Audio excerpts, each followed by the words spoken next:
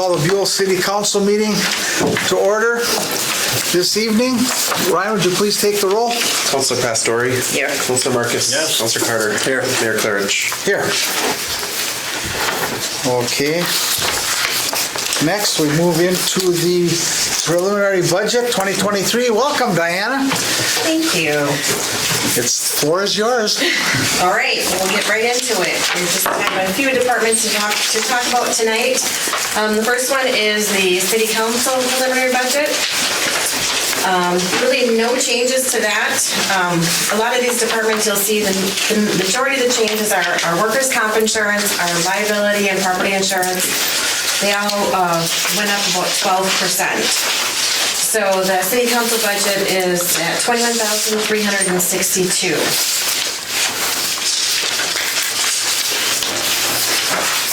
Any questions on that one? Line items? Okay.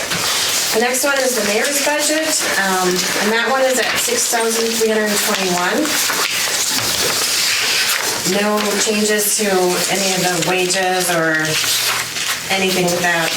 Like I said, again, it's just pretty status quo. The next one is administration, and that one's at $192,569. This one does have a slight decrease, just because the wages and salary are down, because for 2022, we actually did have part-time help that was in the budget, so for 2023, we don't have that, so, and our employer-paid health insurance, that went up 9.58%, so that is quite an increase there, and along with our insurance, our workers' comp. But overall, that one did decrease by like 1%. Next, we have elections, and that one is at $575, and that is because it is a non-election year for 2023.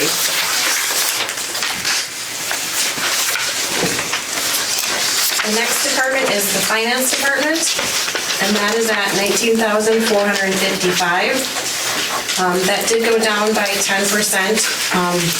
Just because every other year for our actuary study that we are required to have, they don't have to do an in-depth one every year, so 2023 is an off year, so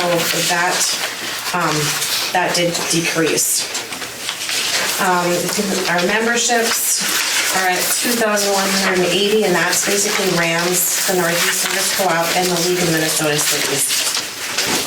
Those are about the only three memberships that we do. Next is the legal budget, and that's at $7,000.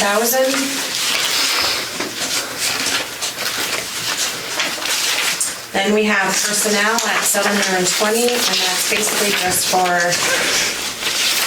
testing, drug testing and things like that for our part-time help that we do. Next is planning and zoning, and that's at $6,940.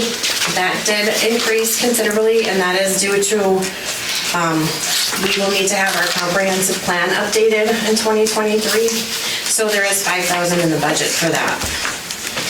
And usually the IRRB, well, we can get a grant for part of it, so usually they pay half. Next we have City Hall. That's at $22,013. That is a 43% increase from the 2022 budget. Again, insurance, and then the big one is the gas utilities. We have seen a 25% increase over the 2022 actual. Just like for the first 8 months of the year, what we had budgeted, we are already over, and so next year, I don't see the gas prices going down at all, so that one has definitely increased. The law enforcement budget, that's at $87,750. And we do have a 3-year contract with the Chisholm PD. 2023 will be the second year of the contract.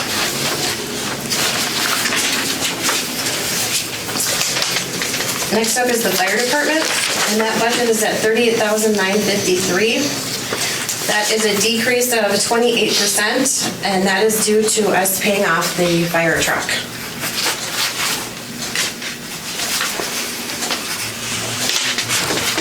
And then the fire station budget, that's at $21,230.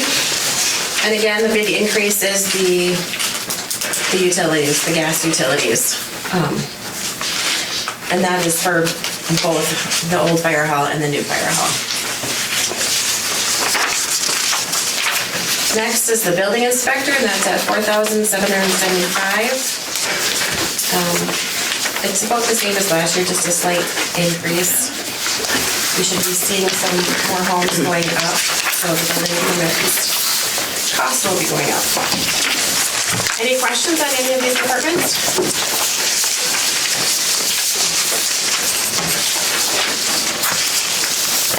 All right, thank you. Thank you. Thank you.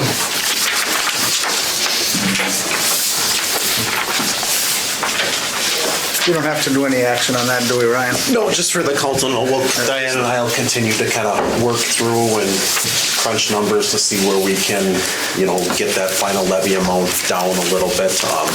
The only thing extra really in any of these departments that we went through was that $5,000 for a comprehensive plan update, which it really is an important working document for the city for, whether it's utilities, recreation. I mean, it's just a working document that you need to apply for a lot of these grants and things like that. So, and like Diana said, the IRRR usually kicks in half of it. So we can usually get it done for, right around that $8,000 to $10,000 range. But it's something that's, cities should have and work off of and continue to evolve and adapt as, we move forward, so. Sounds good. And once again, this is a work in progress. This is nothing final, even though people on Facebook seem to think that this is gospel what we're talking about. Now, we're in the preliminary planning stages. So, okay, reports from department heads. We have the chief here, Vern. Welcome to the council. The floor is yours. Well, thank you, Mr. Mayor. And I don't have a lengthy formal report. First of all, my apologies for not being here more this year. This year sure has seemed to run away from all of us, and can't even believe it's almost the end of October already. So, but we've been continuing to work in town and work on those issues that plague all of our cities. I don't want to say the B word in front of the attorney Carney here, give him the shivers talking about blight, but we continue to work on that. That's always an uphill battle. Parking will be starting soon in Buhl, so I want to tell the citizens, please remember parking will be starting, and we go around and try to give warnings first, unless it's a huge snowstorm or something, to get people back in the rhythm of parking enforcement and calendar parking get taken underway again. As you can see in the reports, we've been busy. The city, the police department's been busy, and the calls, Buhl's been relatively calm, but things are starting to ramp up, and the mental health calls for our department have really, and departments across the whole range have really ramped up and started becoming, if you look at our monthly report, there's more and more going on every month, it seems like, so they're taking up a lot of our time and resources, but we're working through things. We had a little bit, Attorney Carney and I talked last week about an incident that happened in town. With proper communication, we get everything straightened out. So we're working well together. I think our departments are doing a good job together. So sometimes it's a communication error, but we've been, it's always a work in progress. So, the world of what we deal with is ever changing, and we have to adapt with it. But I'm just here to say we're still in support. We still like coming to Buhl. We're here to enforce the laws and to meet the people, and I hope we've got a lot of young faces and new faces. That was the other thing that our department's really gone through is the old dogs. There's actually 3 officers that worked at Buhl years ago that are still on my department, but we're the old dogs. We're like the oldest people in the city of Chisholm now. And everybody else is young, under 5 years. So it's a lot of new people, a lot of new faces coming on. We pick the right people and we take our time, and they're good folks, but they're young. You'll notice they're really young, but they're eager to learn, and we're hoping to train them into fine officers just like we need. So if there's any questions, please feel free to ask. I'd like to thank you and the officers. I think you're well received. I think the public appreciates everything you're doing, so I think that's great. Good. It's nice to have, as opposed to the sheriffs who were here only when something happened, more often than not, or just to drive through. You can see the cars driving the neighborhoods, going out to the cemetery, going out to the industrial park down south. So that's great. That's Good, excellent. That visibility is huge. Yes, yes. And Chief Matter, can you just, for the public, if someone needs to get a hold of your department and officer, what's the best course of action? The best course of action is always 911. And during COVID, I didn't have anybody, we don't have someone just staffing the desk like we used to in the old days. When we have two guys on, and right now, a lot of our calls are demanding more than one officer respond. So the guy that used to sit at the desk is responding. During COVID, since they made us lock the door anyways, and I had such young guys on, if I have a guy working that's been on for 2 years and then he's got a younger guy working, it's usually the younger guy that's always on the street, I'm like, you need to learn, you got to work together. You haven't figured out the whole law enforcement thing. You got to be answering calls too. So we kind of, during COVID, said both of them are on patrol and sharing all the calls and answering the calls together to learn together. So, and since COVID is over, when the doors are open, but we don't always have someone staffing and answering that phone. And frankly, even if you know the cell phone number, they're not always like me. If I'm on one phone, I'm not answering the cell phone because my time is with the person. Or if I'm talking to someone, my time is with that person, so I don't readily just answer my cell phone. 911, they always have a radio, and it's always in their ear. Their mic's always on, they're in the cars, and you call the dispatcher relays it. Even if it's non-emergency, please this is non-emergency, but I need to speak to a CHISM officer. And they'll prioritize, that's what 911 does. They prioritize calls if they're out on a call, and they can tell you they're tied up on a different call that's priority, but they'll get back to you. But 911 is still always the best bet. And it's the only way to actually get a hold of us. And I know the stigma, nobody wants to call 911. 911, they're professional operators. That's what they do. They answer the phone. They're basically our secretary, our operator. That's their job, is to answer the phone and say, hey, and we're going by C1 or C2, hey, CHISM officers, this person needs you. That's their job. So that's what they get paid for. So it's the best way to get a hold of us. Even like I said, in non-emergency. Just tell them that. So thank you for saying that. Mr. Mayor, I would like to thank the police force too for the job you're doing. The blight is forever and ever and never gonna get done. You clean up one spot and it goes over here, so. You're right, but we have made progress in cleaning some up, but it's kind of a revolving thing. Yeah. It's the same over and over. Yep. So, but I thank you. Oh, thank you. So. Any other comments from the council? Thank you, Chief. Thank you. Thank you. Trent? Nothing? Okay. We'll now go on to citizens forum. Did anyone sign up, Brian? Did you? No. Okay. Council additions to the agenda. Ryan, we have nothing, correct? It's just additional information up there for you. Okay. Oh, moving right along here. Okay, the consent agenda. A, the minutes, regular city council meeting of October 4th, 2022. Claims, payroll number 20, $13,191.76. And then you have a sheet in front of you with the accounts payable, which is a grand total of $88,074.48. Ryan, what is the total cost of those two? I'll have you do the math. Yeah, $101,266.24. 24 cents, okay. Is there a motion to approve the consent agenda as presented? I will motion. Motion by Brandon. I'll support. Supported by John. Any comments, questions, concerns? If not, all those in favor of the motion signify by saying aye. Aye. Aye. Those opposed, same sign. Consent agenda is approved, passed. Okay, now we'll go to business. Project updates from JPJ Engineering. John, welcome. Thank you.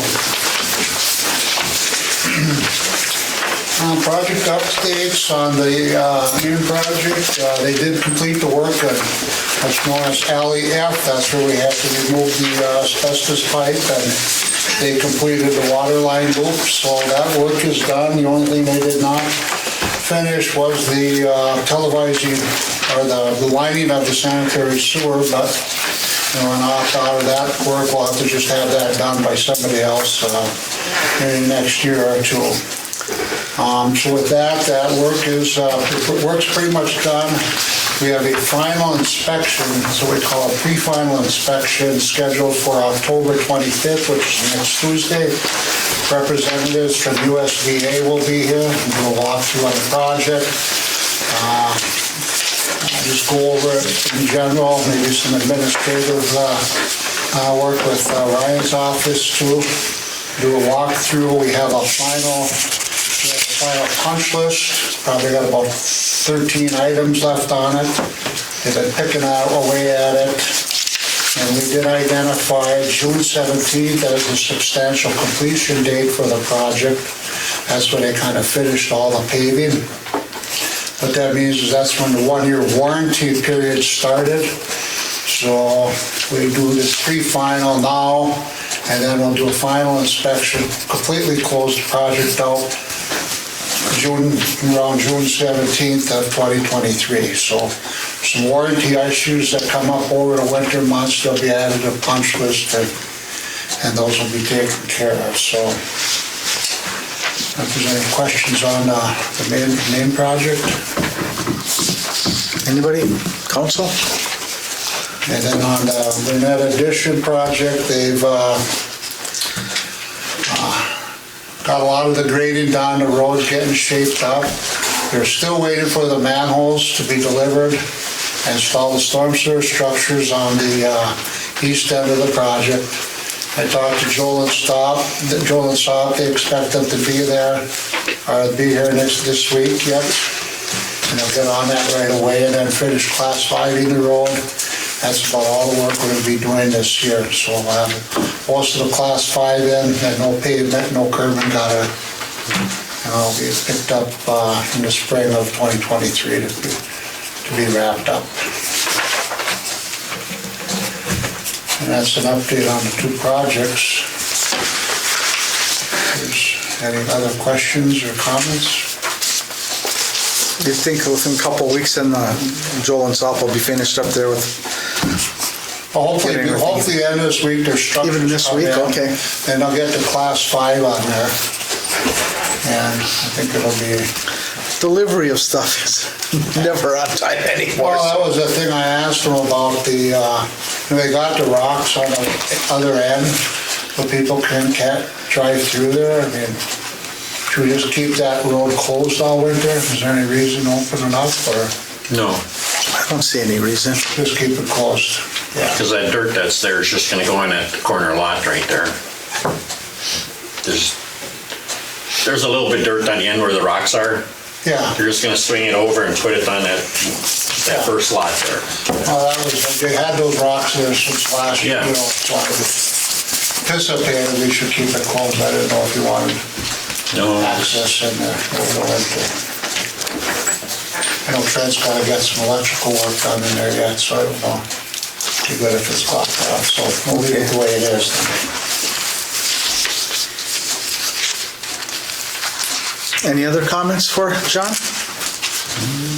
oh, is that the alley we just did, the landscaping, everything was completed? I haven't went down that alley, but. Well, they got a little bit of cleanup work, but the class 5's in.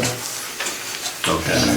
Actually, that went pretty good. They made the two water services that were real close to the garages there, but they got them. Yeah. I see one driveway was a little rough. I'm wondering if, assuming they're gonna come back and clean that up.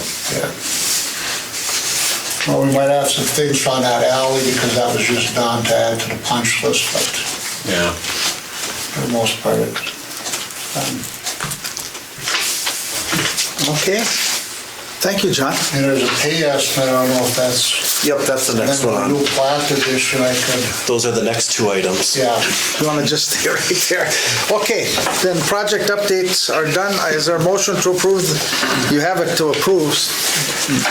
I don't think any no Okay, motions. I don't, okay, we'll move on to 8B, Joel and Saab. And that's to pay $109,544.50. John, do you want to comment, or Ryan? That's really the excavation and grading they've done over the last month and a half on the site, so.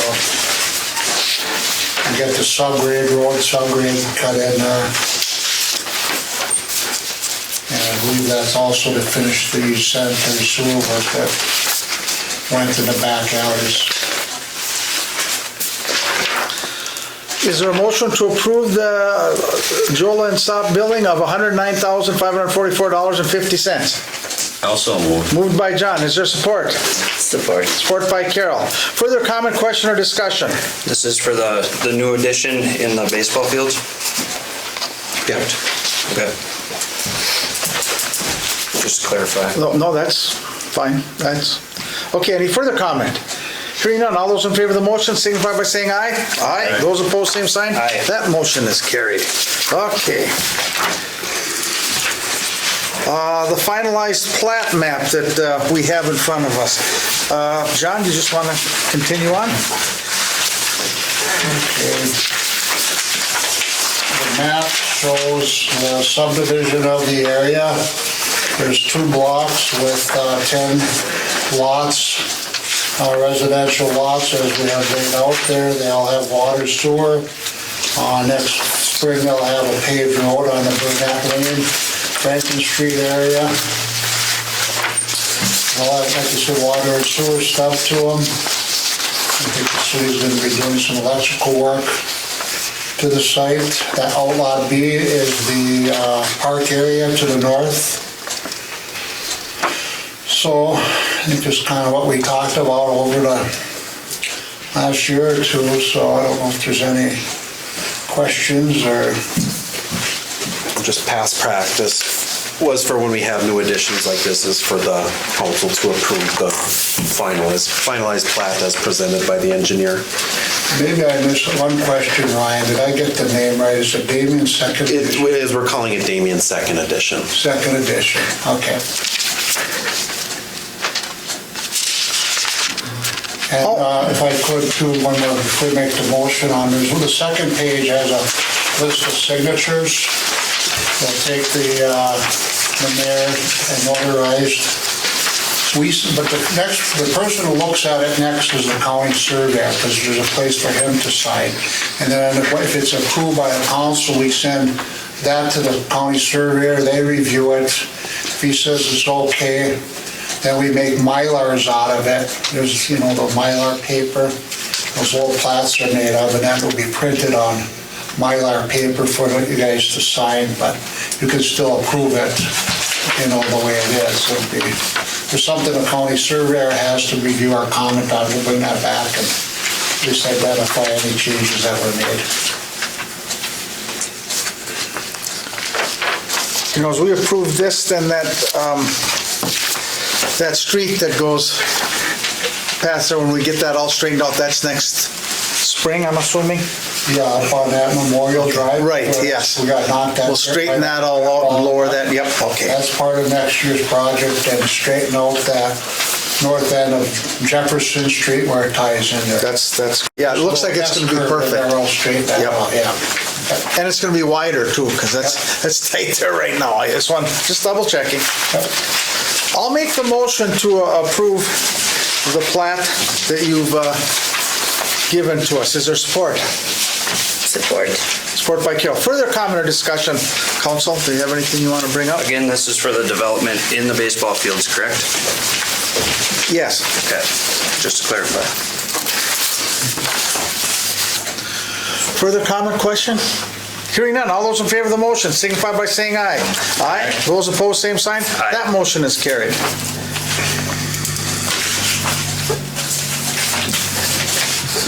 Okay, thank you, John. Thank you.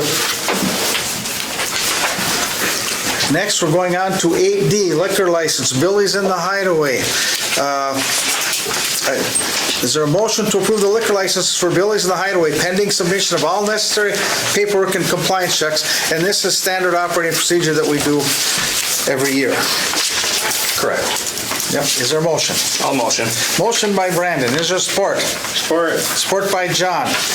Anything you need to tell us, Ryan? This is just standard operating procedure. Standard, you see the forms, it needs approval by the council, it then goes to law enforcement where they run a compliance check. We need to make sure they submit all their liquor liability insurances, pay their fee, and then it's sent off to the state for final approval, so. Okay, perfect. Well, without further question, all those in favor of the motion signify by saying aye. Aye. Those opposed, same sign. That motion is carried. We'll now go on to 8E, the liquor license for the curling club.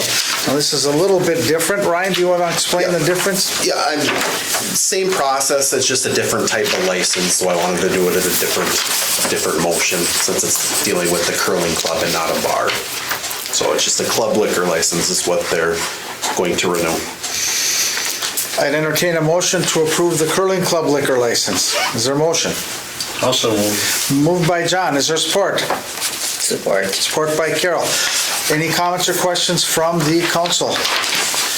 Hearing none. All those in favor of the motion signify by saying aye. Aye. Those opposed, same sign. That motion is carried. Resolution 22-37 attaches a resolution to accept a donation from Ziegler and the Village Inn for the Recreation Department. Do we take them both at the same time? Yeah, everything is combined in the resolution, so. Is there a motion to approve a donation from Ziegler of $200 I'll motion. for the recreation, and then the Village Inn has 4 pies and then a $40 gift card? Motion by Brandon. Is there support? Support. Support by John.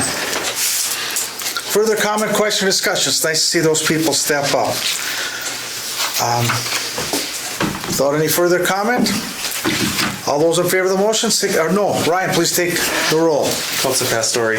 Yes. Counselor Marcus. Yes. Counselor Carter. Yes. Mayor Claridge. Yes, that resolution is passed. Keep on moving. Temporary employee hire. Applications were due on Monday, the 17th. The recommendation to fill that position is Jim Pervenanzi as a part-time temporary public works employee to fill in while we need that person's assistance, while we have an employee out. Is there a motion to hire Jim Pervenanzi as a part-time temporary public works employee? So move. Motion by Carol. Is there support? Support. Support by John. Comments or questions from the council? Hearing none. All those in favor of the motion signify by saying aye. Aye. Those opposed, same sign. That motion is carried. On that matter, how Lyle's, did he have his? But We can't. John, you can't talk about that. Yeah. For the position, we were fortunate to find someone who Yeah, was I was willing. just, No, I was just wondering how it. No, we can't talk about that. That's forbidden. Okay, we're done with that. Next, we'll move on to 8H, fiscal year 2023 budget discussion. Brian, do you want to just lead on this? So this, going back to the grader discussion that was tabled from our previous meeting, I should say. Again, Diana and I went back through the numbers, and it just makes sense to get rid of this debt when we're able to. We have very limited, we don't have concerns that we're gonna completely deplete our capital street equipment. Like I said, like I mentioned in the memo, there's 15,000 going back into it. We don't have any major purchases scheduled for the next how many years, and it's just the way, these were 2 items. We already did the fire truck, but paying off the grader already gets our levy under 10%, which is a good start, and getting to that final number that's manageable and doesn't impact our taxpayers too much. So our recommendation is to allow us to pay off that grader loan. Well, this is a benefit to our taxpayers, so that's why I'm in favor of this now and support. I've looked into it, and we do have the money, and we do have this, due to the cost. We saw the natural gas and utilities going up. I think this is one way to counteract that and get that bill off of our back, but then also help the taxes for this year. So Right. that's where I'm at right now. I'll go into a little bit of discussion first before I ask for a motion on this, but if people have comments, feel free to voice them now, and then I'll call for a motion and support, and if we get that, then we'll eventually take more questions and then vote. I have a question, Ryan. You said that the levy is at 10% with what we've done already? And if the council was to approve between the grader and fire truck, we would get down to, I believe, that 9.96% or whatever. Paid off? Okay. Yeah. I mean, those were our two initial recommendations, just because it's something simple. It saves us a few bucks in the long run. Yeah. Granted, the interest rates aren't extravagant by any means, but if it's something that the city is in a position to do, which we very much are, to pay those two off and reduce our levy by, 9% or 8 percentage points right off the bat. Yeah. It's a no-brainer. Well, we've got the budget down to half of what the levy to half, and we still have work to do. We still have a couple more meetings, and then before we finally. Yeah, I mean, and that's not to say, like I mentioned in my memo, we do have in our preliminary budget at $15,000 going back into that capital account. That's definitely something we can look at as another account, but assuming that $15,000 goes back in, we're still going to be left with over $30,000 in that capital account. And Trent, I'm sure, you could speak to this. Our major purchases down the road are probably, a single axle dump truck of something, but that's, we're looking probably something used, something 2-3 years down the line. That's, may not even cost us that $30,000, and working, next couple years, putting a little bit more money back into that fund. But between a newer grader and a newer loader, which are the main pieces of equipment we use, not to mention we just purchased a new lawnmower, I think we're sitting in pretty good shape. We purchased that street sweeper not too long ago, plus a newer bucket truck. So, we don't have that many equipment needs that we're going to have to worry about spending a lot of money on, which gives us that time to build that account back up, and at the same time, in a tough year for everybody, reduce our preliminary levy amount so we can minimize the impact on taxpayers. So, did you ever get that formula for fiscal disparities from the county? Kind of. Has there been talk of what the projection of that will be in the next coming years?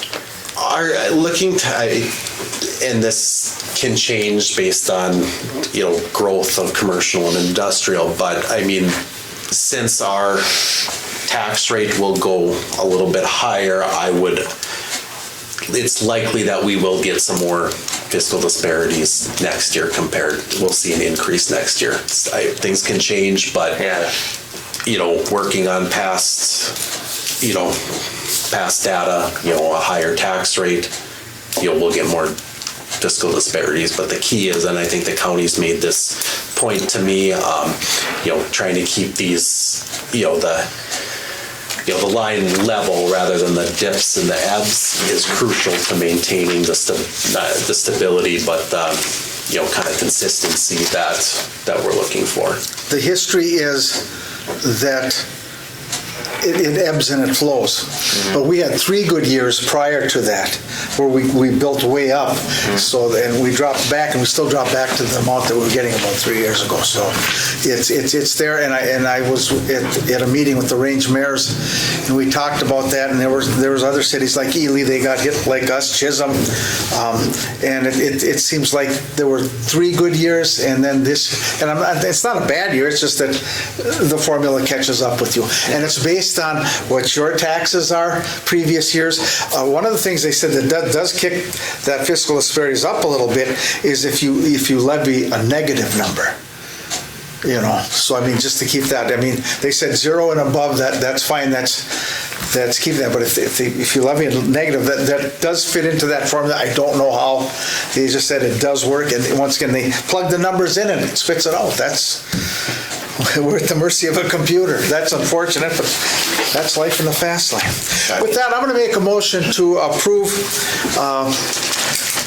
paying off this loan early. Is there support? Support. Okay, now further last discussion, if anybody has anything. Hearing none, all those in favor of the motion signify by saying aye. Aye. Those opposed, same sign. Motion's carried. Councilors' comments. Brandon, got anything? Nothing too exciting. I did attend the Laurentian Chamber of Commerce Gala last week, and they give out awards for large businesses, small businesses, all kinds of things. And the Small Business of the Year award went to one of our local businesses in Buhl here, All Slopes Roofing. So congratulations to them. Who was it? All Slopes Roofing. Oh, David Johnson. They did our 2 townhomes, did a very nice job. Yeah. We had him do which building out at the industrial park? Craig Lorch is out in the, Yeah. no, he does do a good job. Very good job. So congratulations to him. Yes. Anything else? Nope, that's all I got. Carol. nothing. John. I'll just comment on that fiscal disparity. If your taxes are gonna go up this year, it's pretty much not because of what's done here. It's out of our reach. I mean, in the past, we got state funds for, helping us with our budget, and we maintained that, and we maintained that, but I guess the rest state is. Well, it's a 7-county area that affects us. Yeah. But And it's dependent on their construction and their costs, and that goes into that form. That's the driving force behind Yeah. it. So John, you're right on with what you're saying. It's not anything we do per se in Buhl that affects our fiscal disparity. It's 7 counties around us put together into that formula, along with some of the history of your levies and things of that nature when it spits it out, that this is what happens. And there may be some cities that boot it for 3 years, and then they get a dip once in a while. And it's conceivable you could be a negative for years in a row too. When it first started, I know that there was some issues from when I was superintendent in Nashwauk, there was a lot of cities on the other end of the range that were complaining fiscal disparities hit them every year.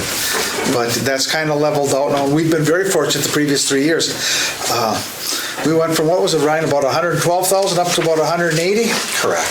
So, I mean, it stepped up, and then now what they're not getting, we're getting $70,000 less. Yeah, I mean, just put it this way, if we didn't get that 112,000, that 112,000 would have to come out of the pockets of the taxpayers of Buhl. So that 112,000 is relief for everybody. It's just not, it's not seen in how the city sets the levy or anything like that. It just helps offset.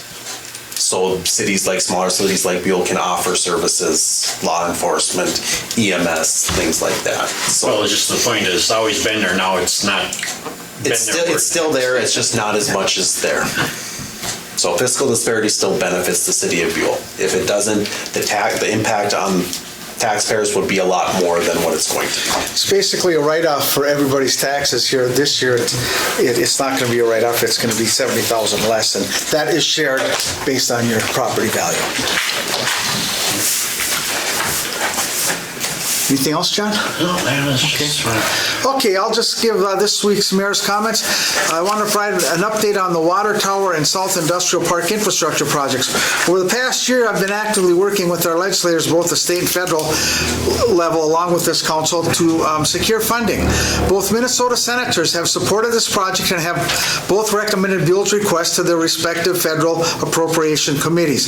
Recently, I had a chance last week to sit down with Congressman Stauber, who spoke to the mayors that wish to attend over at the Northeast Service Cooperative. It was sponsored by Rams, and I got to meet with them after that for quite a while, and I talked about the project, and he assured me that rural projects, especially something like Buhl, because of its water, that's a big priority, and that if he's reelected, he's going to push for that, and also that if he is reelected, what he told the mayors is that he's going to be sitting on the committee that would direct directly impact that. So he's aware of us, he knows what the project is, and it's also then running that water to the South Industrial Park too. So he's aware of it, and we'll see what happens. And we'll still keep pushing that. It's still in potential legislation. It's jumped a few hurdles, and we'll see what happens after the first of the year. Replace our existing water tower with an exact replica and expansion of infrastructure in the South Industrial Park, promote business development are among my personal top priorities. But Ryan, along with our lobbyists, continue to be in close contact with the staff of our elected leaders, and we are confident that we will fully fund these projects and eliminate potential burden to the taxpayers down the road. It may take 1 or 2 years, we don't know, but this is high priority in the Senate and the House of Representatives, and this is nationally now, so it's there. And we're continuing to foster those conversations and relationships with Senators Smith and Klobuchar, Representative Stauber, and then local legislators to advocate for Buhl and its residents. Lastly, I just want to give another reminder, calendar parking is set to begin in a couple of weeks on November 1st. In addition to calendar parking, the city has ordinances that regulate other things parked on city streets for more than 24 hours. These includes boats, motorhomes, trailers, anything else that may inhibit the city's ability to plow the streets or restrict emergency vehicles and personnel. The Buhl-Chisholm Police Department has been ticketing those not in compliance already, but with winter approaching, any vehicle, motorhome, boat, etc. will be towed immediately if they are inhibiting the city's ability to plow the streets or restricting emergency personnel from operating during a storm, especially a major storm. And that's all I have. Is there a motion to adjourn? So move. Moved by Carol. Is there support? Support. Support by Brandon. All those in favor of the motion signify by saying aye. Aye. Aye. Those opposed, same sign. Meeting adjourned at 7:11.